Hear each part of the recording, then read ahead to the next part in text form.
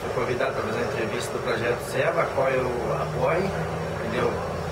Consigo distinguir que é um projeto que está dando resultado. Creio eu também que para a empresa, quanto para mim, nós dois saímos beneficiados, porque ajuda a empresa no controle, na economia. É um projeto que também tem a segurança, é um projeto que favorece os dois lados. Então não é só a empresa que sai ganhando, nós motoristas saímos ganhando, sem contar também que é legal saber que todo mês temos que olhar na parede ali e ver o nosso nome ali, destacado logo como ouro. Sabemos que é um privilégio muito grande. Eu, particularmente, quando eu entrei nessa empresa, eu falei assim que se eu não pudesse ser o melhor motorista, eu queria estar entre eles.